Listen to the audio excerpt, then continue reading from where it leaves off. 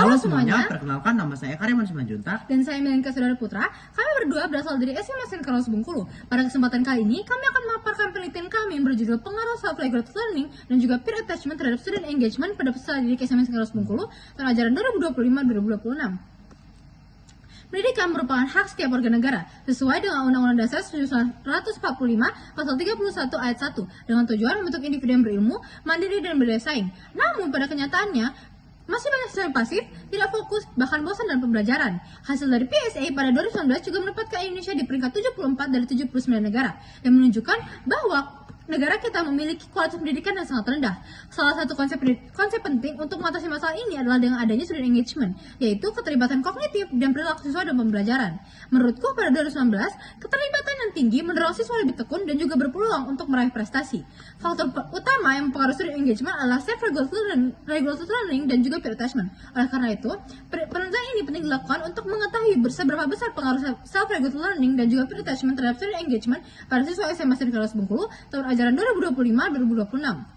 Adapun rumusan masalah dalam penelitian ini yang pertama adalah apakah self-regulated learning berpengaruh terhadap student engagement, dan yang kedua, apakah peer attachment berpengaruh terhadap student engagement, dan yang ketiga, apakah terdapat pengaruh simultan antara self-regulated learning dan juga peer attachment terhadap student engagement pada peserta didik SMA Saint Carlos Bengkulu. Berikut adalah tujuan penelitian dan hipotesis yang kami dapatkan dalam penelitian ini. Mari masuk ke dalam metodologi penelitian. Penelitian ini menggunakan pendekatan kuantitatif korelasional untuk menguji teori dan hubungan antar variabel. Penelitian yang dilangsungkan di SMA Saint Carlos Bengkulu ini berlangsung dari tanggal 1 sampai tanggal 7 Agustus 2025. Desain penelitian kami menggunakan kuesioner tertutup berbasis skala Likert. Instrumen yang kami dapatkan diadaptasi dari SANIA 2023 yang telah teruji. Data kemudian dianalisis menggunakan SPSS dengan regresi berganda untuk melihat kontribusi variabel X1 yaitu self-regulated learning dan X2 yaitu peer attachment dan terhadap variabel Y yaitu student engagement. Selanjutnya hasil pembahasan. Yang pertama, hasil uji normalitas menunjukkan bahwa variabel X1 normal dengan nilai signifikansi 0,117 lebih besar dari 0,05, sedangkan X2 dan Y tidak normal dengan nilai signifikansi 0,009 lebih kecil dari 0,05. Karena terdapat data yang tidak normal, maka digunakan uji korelasi Spearman. Hasil korelasi tersebut menunjukkan kalau X1 itu berhubungan positif dengan signifikan dengan Y dan dengan R sebesar 0,336 dan P lebih kecil dari 0,01.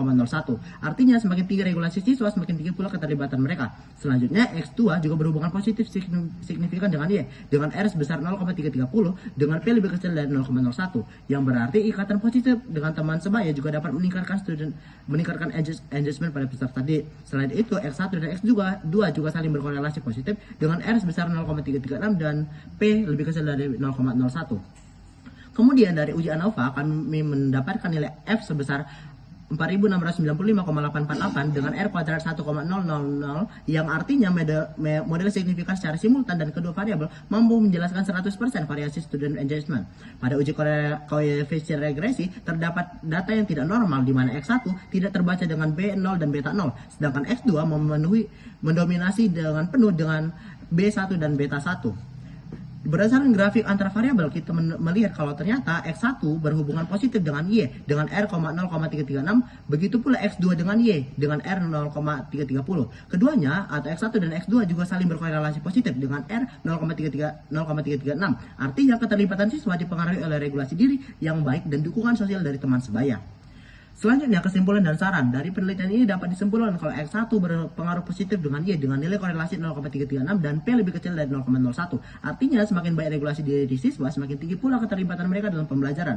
Selanjutnya, X2 juga berpengaruh positif terhadap Y dengan nilai korelasi 0,330 dan P lebih kecil dari 0,01 yang menunjukkan bahwa semakin kuat ikatan siswa dengan teman sebaya, semakin tinggi pula keterlibatan mereka dalam belajar.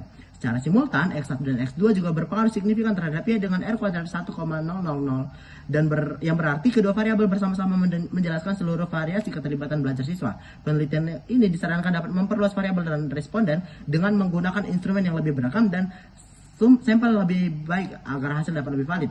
Selain itu, penerapan mixed method juga dapat memberikan pemahaman yang lebih komprehensif terhadap faktor-faktor yang mempengaruhi student engagement. Berikut daftar pustaka dalam penelitian ini. Demikian yang dapat kami jelaskan. Terima kasih.